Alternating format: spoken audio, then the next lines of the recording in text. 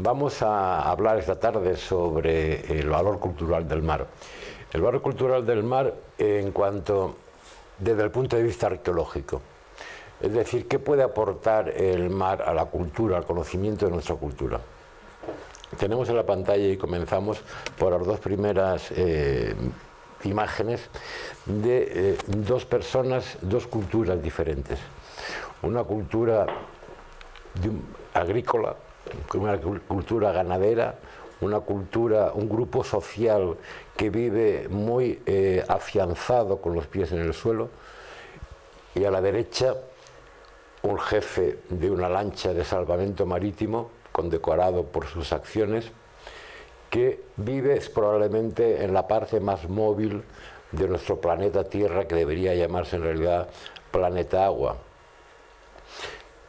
Ante estas dos imágenes, indudablemente como arqueólogos y como historiadores y como antropólogos, nos tenemos que plantear cuál es la cultura o cuál es nuestro enfoque o nuestra manera de enfrentarnos al estudio de estos dos tipos de personajes y de sus manifestaciones materiales, que es lo que a nosotros nos aportan a través de la arqueología. Es, por lo tanto, la cultura el conjunto de toda una serie de conocimientos científicos, técnicos, de hábitos, que condiciona un vestuario, que condiciona una religiosidad, que condiciona unas herramientas. Es aquello que, como decía la UNESCO, nos hace ser especialmente humanos. La herramienta o la ciencia que estudia este comportamiento de los grupos humanos pretéritos a partir de los restos materiales que nos han dejado es la arqueología. La arqueología trabaja con objetos, con una metodología específica, la excavación, y con un análisis de aquellos objetos que aparecen. Tendremos luego documentos históricos en los archivos, tendremos después otras fuentes de información histórica, pero nosotros como arqueólogos con lo que trabajamos esencialmente es con una metodología de excavación y con unos restos materiales que nos dejan. Nos vamos a apoyar después en muchas otras ciencias auxiliares, pero como arqueólogos lo que nos importa o lo que nos queda y nuestra obligación es el análisis de esos restos materiales que encontramos en la excavación. Nos enfrentamos en un mundo enormemente plural, en un mundo en que en una misma época, en un mismo contexto histórico, los grupos culturales, como acabamos de ver hace un instante en esos personajes, pueden ser muy diversos. Y cada uno va a aportar una serie de informaciones que nos van a permitir, como arqueólogos y como historiadores, reconstruir la cultura de ese grupo humano. Pero las culturas no son compartimentos estancos. El ganadero, el agricultor, tiene un contacto próximo en cuanto ser humano con el marino, con la persona que tiene una problemática y una mentalidad y una cultura en general distinta, sobre todo en aquellas épocas pasadas en que los grupos humanos estaban más compartimentados. No había una facilidad de comunicación de ideas, de transmisión de ideas como existe en estos momentos. Cuando un hombre, un ganadero, un agricultor se encontraba ante unas inclemencias naturales, de una tormenta, se construía una cabaña, se refugiaba dentro y esperaba que pasara la tormenta. Cuando un hombre de mar se encontraba entre la tormenta y el peligro del naufragio, solamente podía hacer dos cosas: confiar en la calidad de su barco y confiar en los dioses. Simplemente esto va a generar dos mentalidades, dos culturas diferentes, que como arqueólogos tenemos que estudiar. Un arqueólogo subacuático no se diferencia de un arqueólogo terrestre en que uno actúa en un medio y otro actúa en otro. La diferencia esencial entre la arqueología subacuática y la arqueología terrestre reside en que el arqueólogo terrestre analiza la realidad de su investigación desde tierra. El arqueólogo subacuático tiene la obligación de girar 180 grados y ver la tierra desde el mar. Es decir, ver cómo el mar ha influido en esa sociedad terrícola. Una ánfora, una moneda, no llega en paracaídas. Una ánfora o una moneda llega en un barco. Y ese barco va a condicionar, o va a venir condicionado por unas rutas de navegación, por unas condiciones técnicas o unos avances técnicos en la construcción de los barcos, va a venir condicionado por una capacidad de carga, o va a venir condicionado por unas normativas que afectan a esa navegación. Pero dentro de esta relación biunívoca e inseparable tierra-mar, ambas informaciones son imprescindibles. Desgraciadamente, la arqueología subacuática nace como actividad científica hace escasísimos años. La primera excavación arqueológica científica que se realiza en el Mediterráneo es en los años 60 del siglo pasado, George Bass, en Yasiada. Es una actividad científica, por lo tanto, enormemente joven. No ha habido tiempo todavía a que la arqueología subacuática aporte el volumen suficiente de conocimiento para entender o para que entendamos este valor que tiene el barco, que tiene la navegación como ayuda o como fuente de información científica. Por lo tanto, si eliminamos la información que nos aporta la cultura marítima, la cultura del mar, vamos a quedarnos con un conocimiento parcial del grupo humano que estamos estudiando.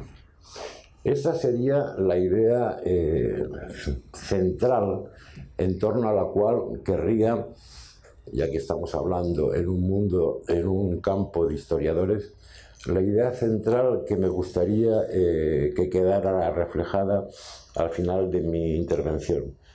La necesidad de trabajar conjuntamente los historiadores, llamémosle terrestres, y los historiadores, llamémosle, que utilizamos como fuente de información aquellos restos que encontramos en el fondo de las aguas. Porque la gente que vive en el mar, como decía antes, tiene una cultura especial. Es una cultura propia. Una cultura propia que viene dada por esto. Porque sitúense ustedes en el momento o en la mente de los ocupantes de esta embarcación. Seguro que si alguno de ustedes pasara por este momento, hundiéndose el barco al fondo, a punto de chocar contra los acantilados, su vida cambiaría. Solamente eso, este momento, este instante, haría que su forma de entender la vida cambiara. Lo más probable es que no volvieran a embarcarse nunca en un barco. Pero milenio tras milenio, esa sucesión de pensamientos fueron gestando, fueron creando una cultura específica de la gente de mar. Una gente que, ante la imposibilidad, por desconocimiento científico, de explicarse los efectos o las causas que motivaban los naufragios, inventó toda una serie de mitos, de leyendas, de seres extraordinarios, de sacrificios que hacer a los dioses para evitar que los dioses les castigaran con lo más grave que podían castigarle, con la muerte. Nace, por lo tanto, una religiosidad. Y no olvidemos que la religiosidad está en la base de todas las culturas. Una religiosidad específica de la gente de mar, una que perdura hasta nuestros días. Hoy todavía, hoy, cuando se bota un barco, en muchos países se hacen rituales religiosos para bendecirlo, para desearle una vida larga, una próspera navegación y segura navegación. Cuando los romanos botaban un barco, se lo dedicaban, o sea, se lo donaban, se lo regalaban a los dioses. Por eso la mayoría de los barcos romanos llevan el nombre de Venus, de Marte, porque al ser el dios el propietario del barco, ya se encargaría el propio dios de vigilar sus propiedades. Una especie de chantaje entre a que se le hacía al dios. Y esa cultura se acrisola, se reúne y se compacta y se aglutina en un lugar, en un puerto. Los puertos son y han sido, hoy todavía, esa zona enigmática dentro de las ciudades en donde vive una gente especial. Una gente que, cada vez menos afortunadamente, se relaciona poco con la gente de fuera del puerto. Hablan otro idioma, hablan otra jerga, pero además en el puerto se transmite el conocimiento de la geografía, estamos hablando de épocas pretéritas, el conocimiento de los peligros del lugar donde se encuentran los escollos, pero también el lugar donde se hacen los negocios y donde se explican cuáles son las rutas más favorables o más desfavorables para llegar a un punto y encontrar una carga de ida y algo importantísimo, una carga de retorno. Hacer un viaje en lastre es lo peor que le puede pasar a un negociante. ¿Por qué muchos productos no llegan a Lisboa? Pues probablemente porque no había en el lugar del destino de los barcos cargas de retorno.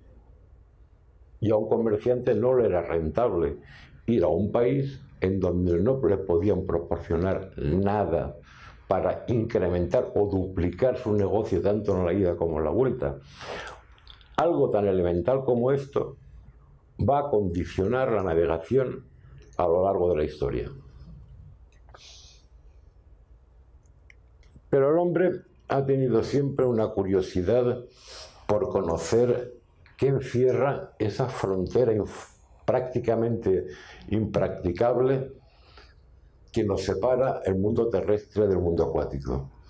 Es un mundo de mitos, es un mundo en donde hasta bien entrado el siglo XIX no se podía acceder de una manera, digamos, normalizada. Siempre el hombre se ha zambullido en el fondo de las aguas. Plinio nos cuenta cómo los urinatores se zambullían con una piedra y una cuerda para descender más rápido, y cuando llegaban abajo ataban la cuerda al objeto que querían recuperar y ascendían. Rápidamente el compañero de la barca tiraba de la cuerda y recuperaba esto. Plinio el Viejo nos habla de esto y ya en el siglo I. Pero el acceso al fondo de las aguas ha ido enormemente ligado a los avances tecnológicos. Que los avances tecnológicos que permiten la vida, el trabajo del hombre en el fondo de las aguas empiezan, se asientan en el siglo XX. Esta democratización del acceso al fondo de las aguas ha satisfecho un afán de conocimiento y un afán de conocer o abrir nuevos campos a la investigación científica.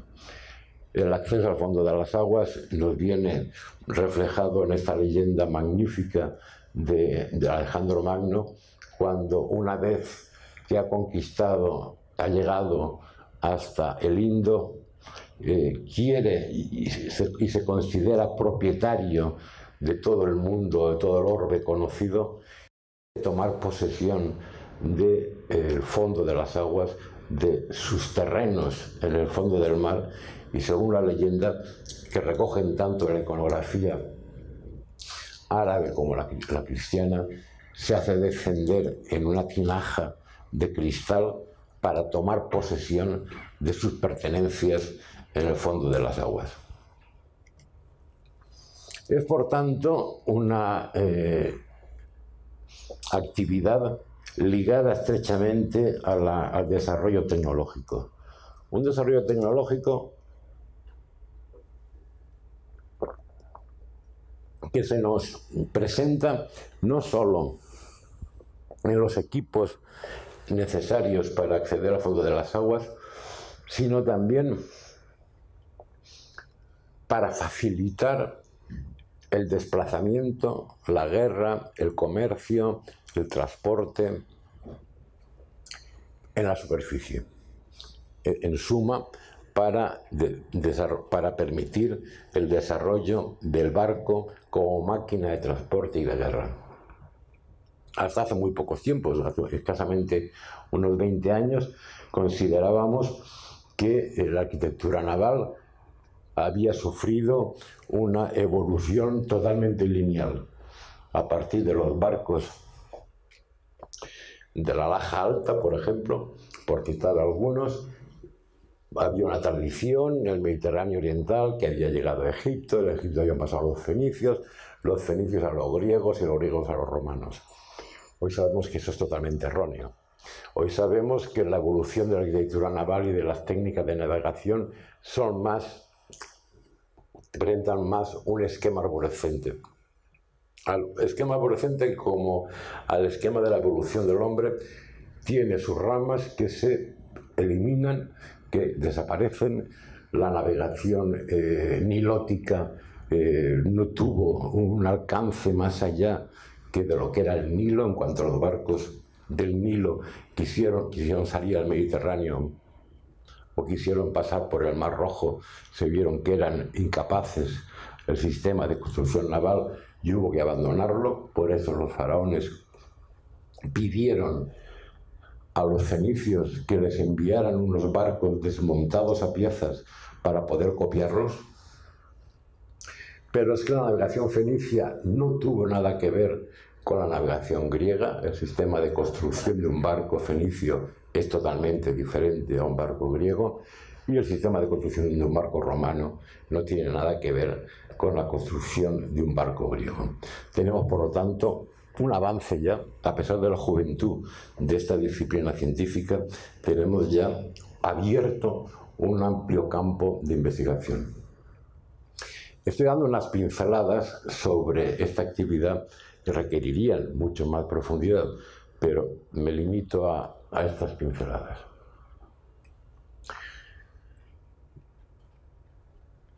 El barco es además la máquina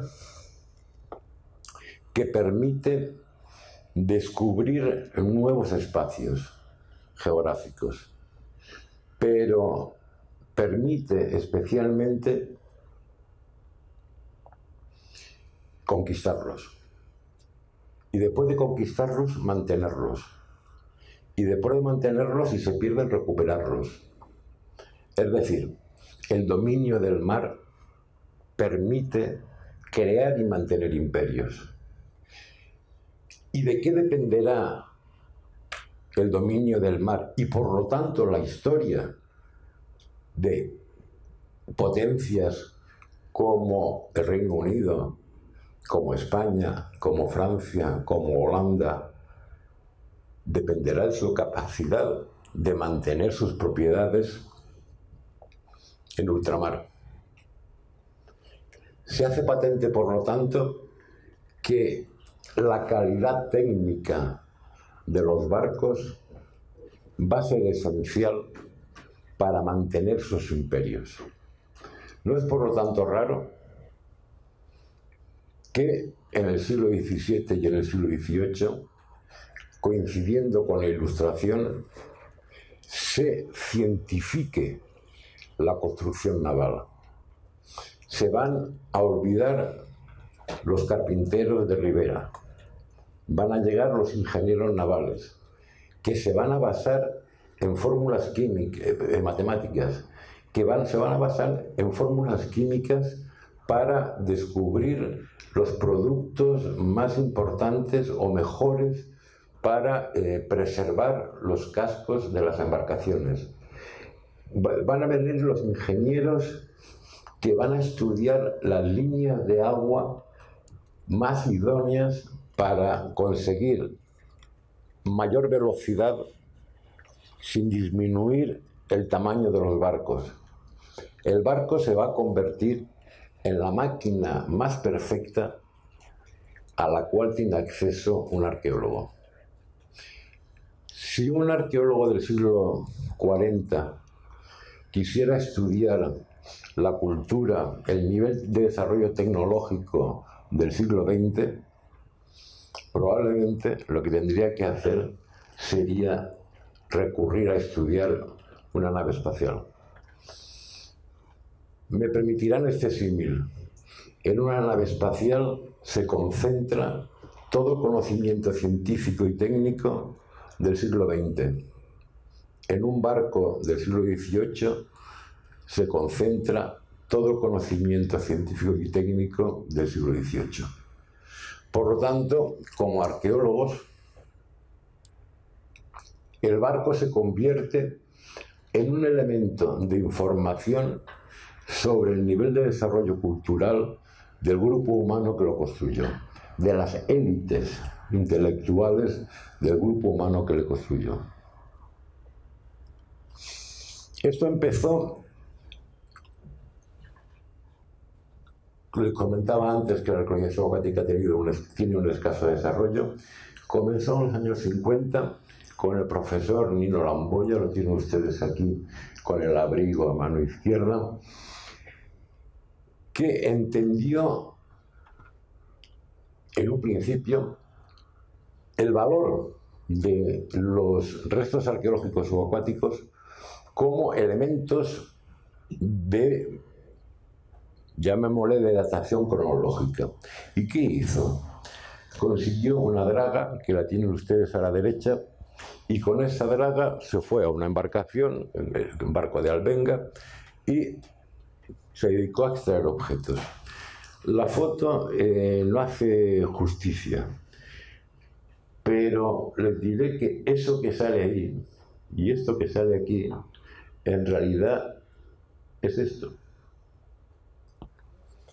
Con eso se hacen ustedes una idea del destrozo que esta máquina, que esta draga, estaba realizando en un yacimiento arqueológico. Afortunadamente, el profesor Nino Lamboya, en el segundo Congreso Internacional de Arqueología Subacuática, se dio cuenta, a los 15 días paró la destrucción que estaba causando, se dio cuenta y confesó públicamente en las actas del Congreso che decidiamo andare cauti e sapere attendere per vedere prima come si orientano i metodi di lavoro e come si delinea la possibilità di organizzare un vero e proprio scavo archeologico subacqueo e non è un recupero di oggetti in fondo al mare a fini più o meno scientifici.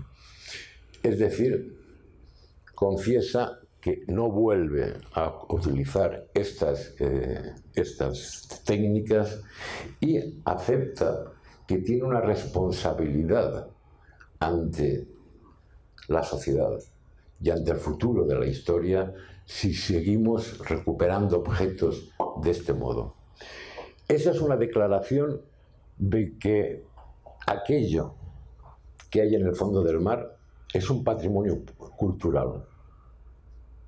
Esta frase debería figurar seguramente en una lápida grabada en todas las facultades donde se enseña arqueología, tanto terrestre como subacuática. Los objetos arqueológicos son unos bienes patrimoniales, unos documentos históricos. Al paso siguiente va a darlo George Bass en el año 61 con la excavación de Jasiada. Pero Jasiada supone entender el barco como un elemento formado por cargamento y por casco de la embarcación. Por primera vez, George Bass entiende que el barco en sí es un documento histórico de información del tipo que les estaba comentando anteriormente. En un barco, en la estructura de madera de un barco, se encierra una serie de informaciones que, si un especialista la estudia, obtiene informaciones de enorme interés científico.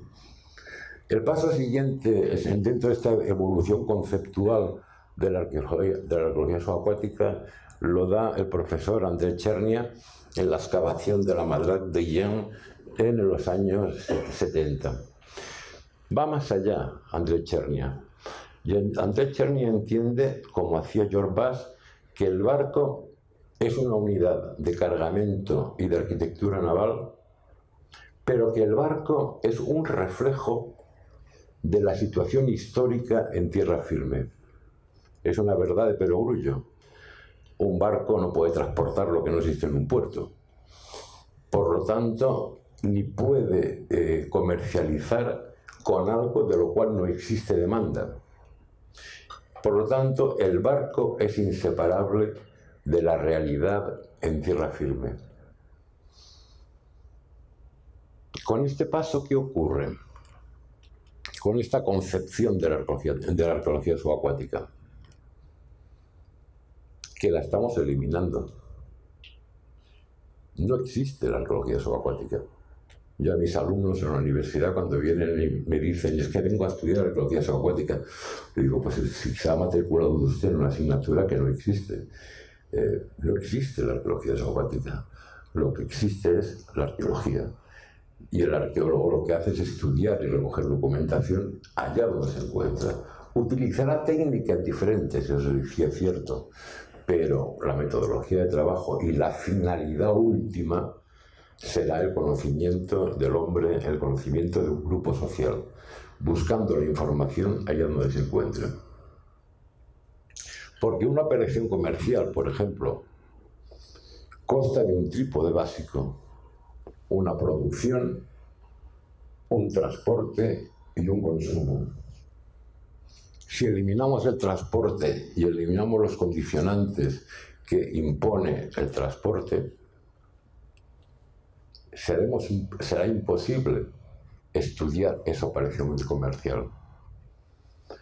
Y no olviden que por el Edictium de Praetis del emperador Diocleciano era más barato transportar una carga X de un extremo al otro del Mediterráneo por vía marítima que transportar la misma carga X 100 kilómetros por vía terrestre.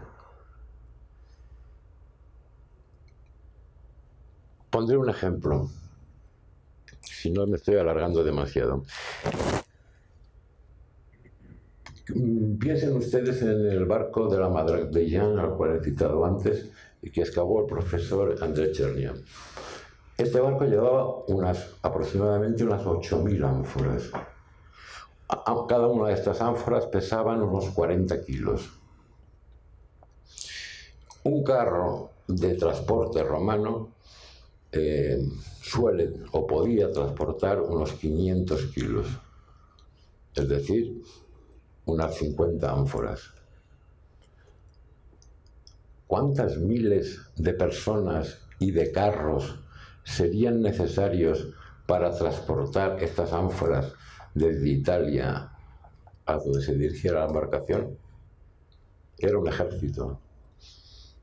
Se calcula que los marineros de la Madrac de Jan eran unos 12. Es en este sentido que se explica que los condicionantes que impone la navegación, incluso en cuanto a las formas de las ánforas. ¿Por qué una ánfora tiene esta forma tan absurda que no puede ser utilizada en tierra? Simplemente para posibilitar su encaje entre 4 ánforas de la capa inferior y garantizar así la estabilidad de la carga e impedir que en medio de una temporal el cargamento se corra produciendo el vuelco de la nave. Esa idea de el trípode sobre el que se va a basar una operación comercial es la que va a negar ya definitivamente el concepto de la separación entre arqueología terrestre y arqueología subacuática. El hombre, el historiador, va a necesitar un equipo pluridisciplinar que sea capaz de conocer la problemática del transporte, la problemática de la producción y la problemática del consumo, si lo que quiere de verdad es hacer arqueología. Tendrá que adaptar a un medio determinado una metodología de trabajo, la misma metodología que se utiliza en tierra. Tendrá que inventar unas técnicas, eso sí que es cierto. Las técnicas serán distintas, pero la metodología será exactamente la misma. Y llegaremos a un nivel de desarrollo científico de ese método de trabajo.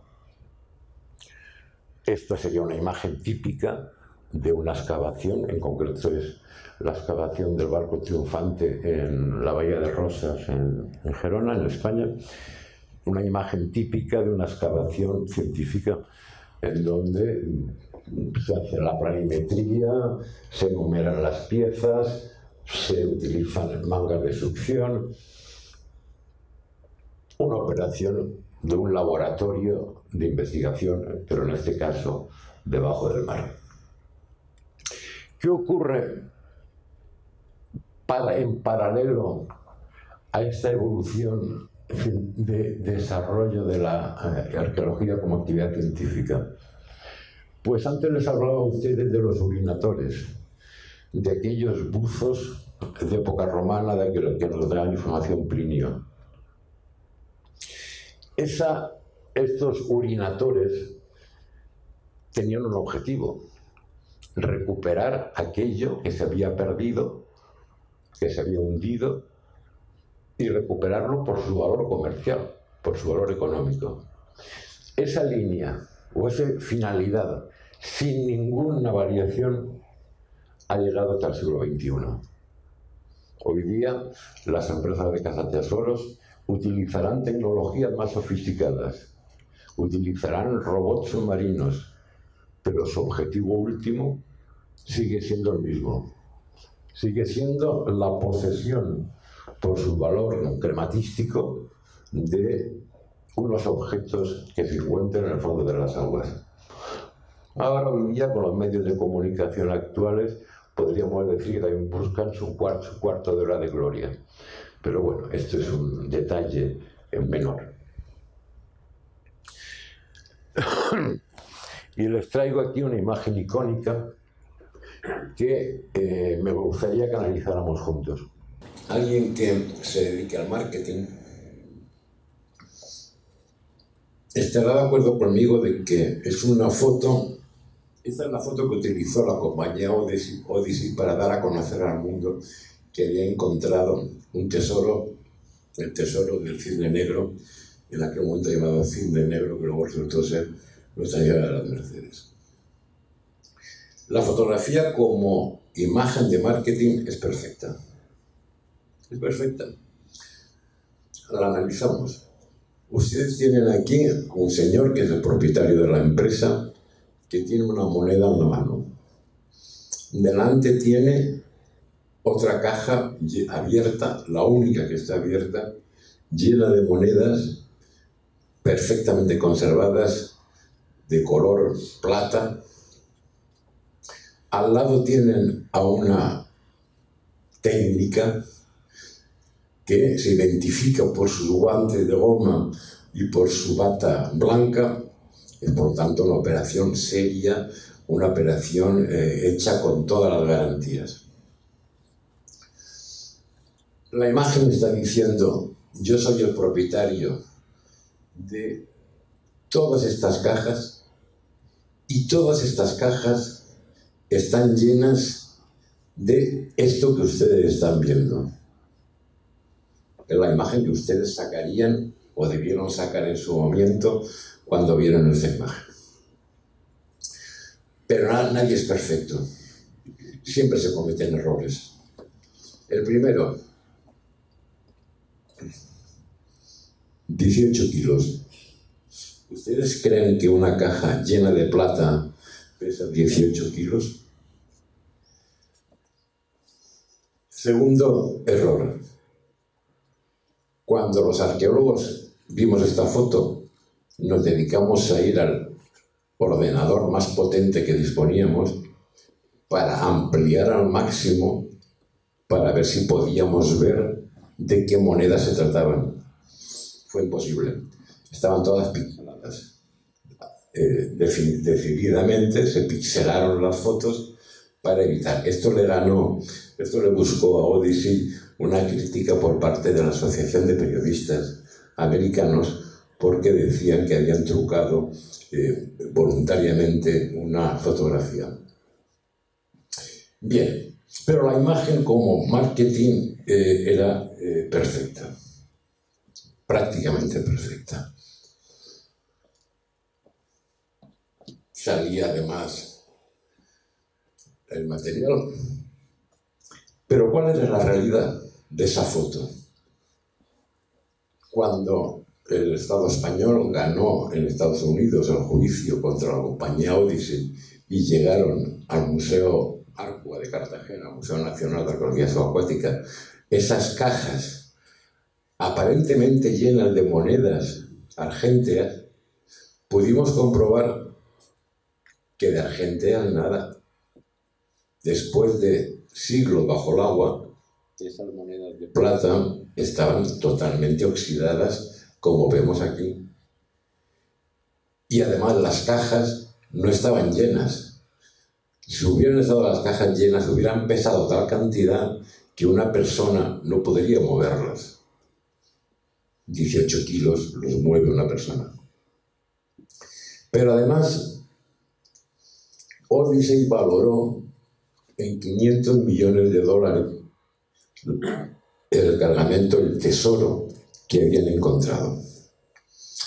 ¿Cuál es la realidad de estos 500 millones?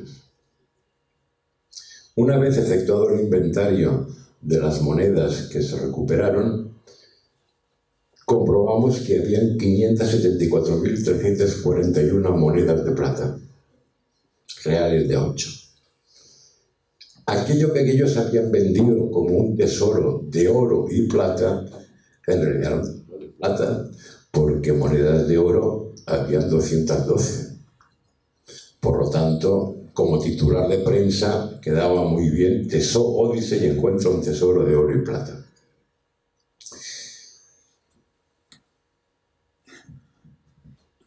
Hicimos una operación muy sencilla, que fue entrar a internet e intentar comprar un real de 8.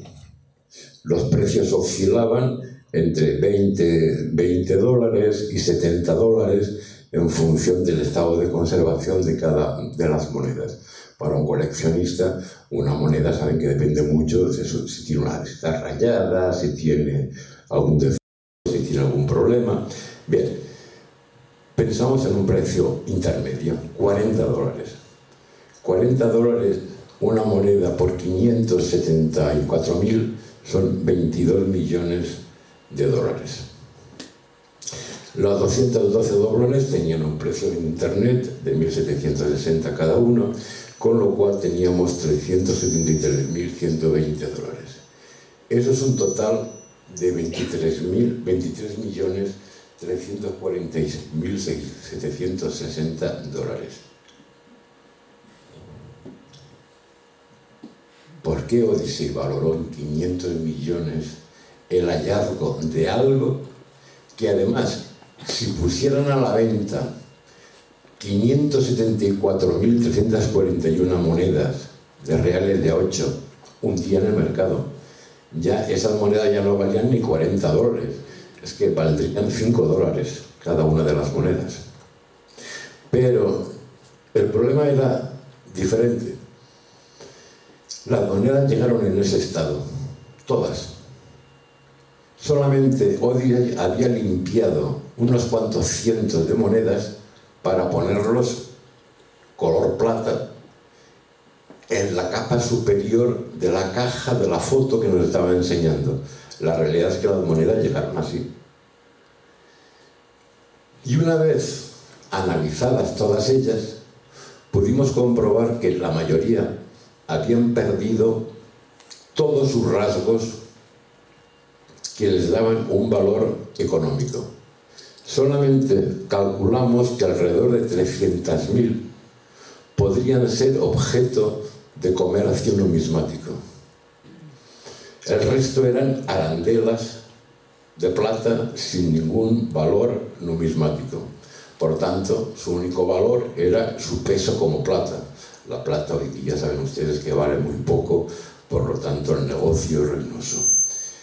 De esas 300.000 monedas, calculando el mismo precio a internet, nos vamos a 12 millones. El oro, saben ustedes que no se altera, por lo tanto se puede vender perfectamente, por lo tanto sigue valiendo 373.000 dólares. Pero hemos bajado de 20 y tantos millones a 12 millones. 12 millones brutos. Porque si Odyssey hubiera querido vender estas monedas de plata, hubiera tenido que contratar a unos técnicos en restauración. Hubiera tenido que construir un laboratorio. Hubiera tenido que pagar a esos técnicos durante probablemente años, o al menos muchos meses. Por lo tanto, hablamos de dinero bruto. En realidad, el tesoro de la Mercedes tiene un valor que no supera los 7 o los 8 millones de dólares. Este es el valor de venta, pero el valor de obtención de esos 7 o 8 millones, ¿cuál fue? ¿Qué le costó a Odyssey alquilar las 2 embarcaciones que tuvo, con los equipos electrónicos de última generación, con los técnicos competentes, y estar trabajando durante varios años en la costa del sur de España? Probablemente más de 7 o 8 millones de dólares. Entonces, ¿dónde está el negocio? Pues se lo voy a explicar a ustedes. El 1 de marzo del año 2007 se realiza una importante compra de acciones de la compañía Odyssey. Y el 18 de marzo del 2007 la compañía hace público el hallazgo de la embarcación. Cuando esa tarde ustedes lleguen a sus casas, a sus hoteles, entren en internet y consulten el código Nasdaq, el valor de las acciones de las empresas que cotizan en el código Nasdaq, y lo tendrán porque no aparece a lo largo desde la existencia de la compañía. Busquen la fecha esta y encontrarán que es lo que hice yo en un momento.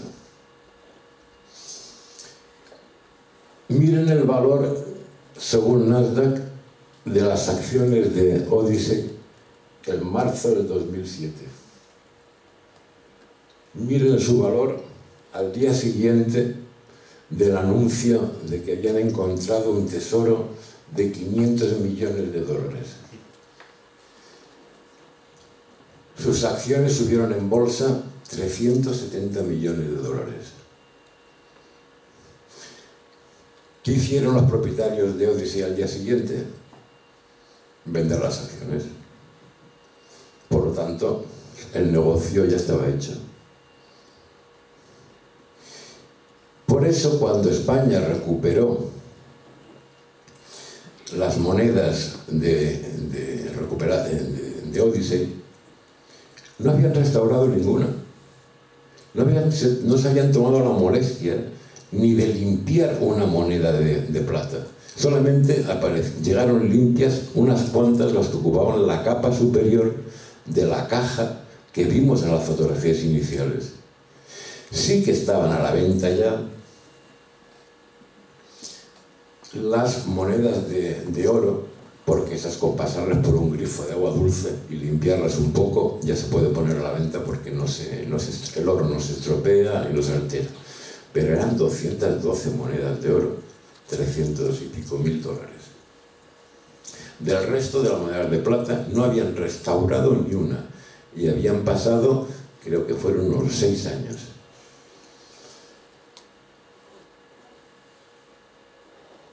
El negocio estaba aquí. Esto rompe la idea del cazatesoros como un señor con un traje de buzo y con unos equipos electrónicos, con esa imagen romántica del cazatesoros. Hoy día el cazatesoros es una persona que va con chaqueta y corbata y que se mueve por las bolsas de Nueva York y se mueve por las bolsas de Londres negociando con las compañías de sus acciones, y utiliza la prensa para que la cotización de su empresa suba. El ABC, un periódico de prestigio en España, se hizo eco de un artículo publicado en The Times en el que se descubría, con motivo de la Mercedes, que existía un fraude detrás de las empresas de cazatesoros, que consistía en invertir dinero en empresas culturales, con muchas comillas, que se sabía que iban a perder dinero. Al producirse la pérdida de capital invertido, se desgravaban en sus impuestos. De esta manera, determinadas grandes fortunas inglesas se pudieron desgravar millones y millones de libras esterlinas.